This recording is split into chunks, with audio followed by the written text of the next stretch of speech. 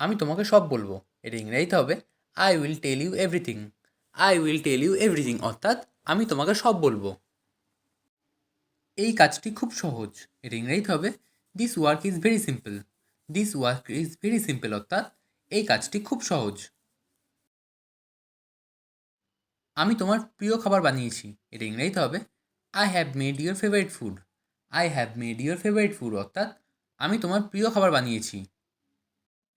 তুমি আমার সম্মান রক্ষা করেছো। এটা ইংরেজিতে হবে you save my prestige. You save my prestige অর্থাৎ তুমি আমার সম্মান রক্ষা করেছো। ওকে বোঝানো ফালতু। এটা ইংরেজিতে হবে it's useless to explain him. It's useless to explain him অর্থাৎ ওকে বোঝানো ফালতু। আমি বেশি খেয়ে নিয়েছি। এটা ইংরেজিতে হবে I ate too much. I ate too much অর্থাৎ আমি বেশি খেয়ে নিয়েছি। তুমি কাকে ভালোবাসো। এটা ইংরেজিতে হবে whom do you love. Whom do you love অর্থাৎ তুমি কাকে ভালোবাসো। আমি রান্না করছি। এটা ইংরেজিতে হবে I am cooking. I am cooking অর্থাৎ আমি রান্না করছি। সকালে তাড়াতাড়ি ওঠো। এটা ইংরেজিতে হবে wake up early in the morning. Wake up early in the morning অর্থাৎ সকালে তাড়াতাড়ি ওঠো। সকালের খাবার খাও। এটা ইংরেজিতে হবে ইট ব্রেকফাস্ট। ইট ব্রেকফাস্ট অর্থাৎ সকালের খাবার খাও। রাতে পড়াশোনা করো। এটা ইংরেজিতে হবে study at night. Study at night অর্থাৎ রাতে পড়াশোনা করো। রাতের খাবার রান্না করো। এটা ইংরেজিতে হবে cook the dinner. Cook the dinner অর্থাৎ রাতের খাবার রান্না করো। বন্ধু বান্ধবদের সঙ্গে দেখা করো। এটা ইংরেজিতে হবে meet with a friend. Meet with friends অর্থাৎ বন্ধু বান্ধবদের সঙ্গে দেখা করো। একটা গল্পের বই পড়ো। এটা ইংরেজিতে হবে read a story book. Read a story book অর্থাৎ একটা গল্পের বই পড়ো। সমুদ্র তীরে যান। এটা ইংরেজিতে হবে go to the beach. Go to the beach অর্থাৎ সমুদ্র তীরে যান। একটা কবিতা লেখো। এটা ইংরেজিতে হবে write a poem. Write a poem অর্থাৎ একটা কবিতা লেখো। একটা ঐতিহাসিক স্থান দেখতে যান। এর ইংরেজিতে হবে visit a historical place. Visit a historical place অর্থাৎ একটা ঐতিহাসিক স্থান দেখতে যান। হিস্টোরিক্যাল প্লেস কথার অর্থ হলো ঐতিহাসিক স্থান। একটা যোগা ক্লাস নাও। এটা ইংরেজিতে হবে take a yoga class. Take a yoga class অর্থাৎ একটা যোগা ক্লাস নাও। একটা ছোট গল্প লেখো। এর ইংরেজিতে হবে write a short story. Write a short story অর্থাৎ একটা ছোট গল্প লেখো। তোমার ফটোগ্রাফি শেখা উচিত। এটা ইংরেজিতে হবে ইউ মাস্ট লার্ন ফটোগ্রাফি।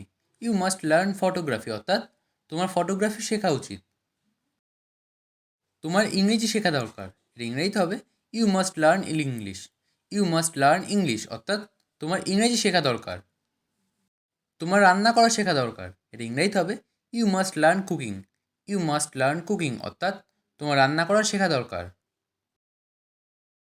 একটা নতুন হেয়ার স্টাইল করে দেখো। এটা ইংরেজিতে হবে try a new hair style. Try a new hair style অর্থাৎ একটা নতুন হেয়ার স্টাইল করে দেখো।